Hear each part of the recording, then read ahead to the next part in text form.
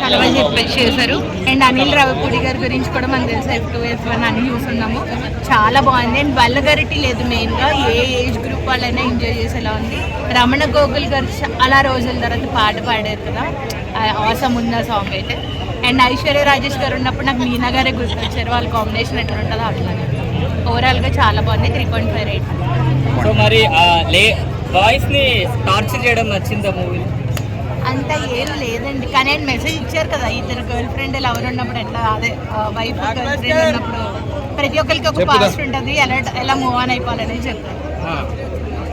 అంత ఏం లేదు, చాలా బాగుంది. అంటే నీట్గా కూల్గా సెటిల్డ్గా ఉంది సినిమా. పిల్లలందరూ కూడా బాగా చేశారు. పెట్టండి. చాలా అభిమానం, అభిమానంలో మేము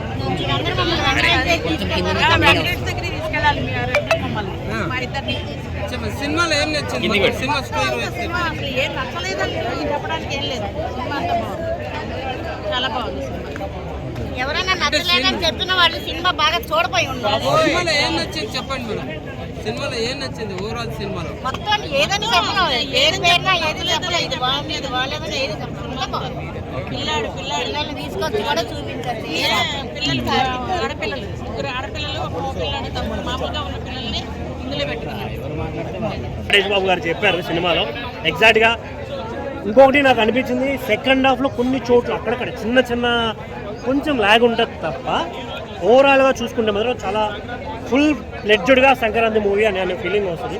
మీనాక్షి గారి యాక్టింగ్, ఐశ్వర్య రాజేష్ గారి యాక్టింగ్ అయితే పీక్స్ అని చెప్పాలి. వాళ్ళిద్దరి మధ్య ఫైట్ సీన్స్ కావచ్చు, లేకుంటే వగేరా వగేరా జరిగిన ప్రతి సీన్ కుంపేశారు.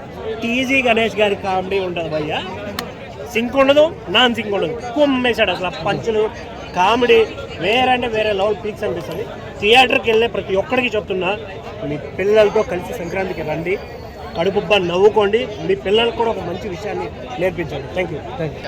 ఫ్యామిలీతో చూడొచ్చా? ఫ్యామిలీతో చూడాలి భయ్య. మన వెంకీ మామ అంటేనే ఫ్యామిలీ అంటేనే వెంకీ మామ. స్టోరీ ఎలా ఉందన్న? స్టోరీ పరంగా అయితే చాలా బాగుంది భయ్య. అనిల్ రావిపూడి నాకు తెలిసి అనిల్ రావిపూడి గారు వాళ్ళ ఇంట్లో జరిగే స్టోరీనే రాస్తాడేమో అని డౌట్ నాకైతే. సో స్టోరీ పరంగా అయితే బాగుంది. ఫైట్ సీన్స్ అంటారా, ఫైట్స్ అయితే ఏం లేవు. లాస్ట్ ఒక ఫైట్ ఉంటుంది, ఆ ఫైట్ కూడా కొంచెం ఫన్నీగా ఉంటుంది. సో అంతే. మ్యూజిక్ సాంగ్స్ అయితే రెండు సాంగ్స్ ఉన్నాయి. రెండు songs highlight of the movie అంటే రెండు సాంగ్సే భయ్య.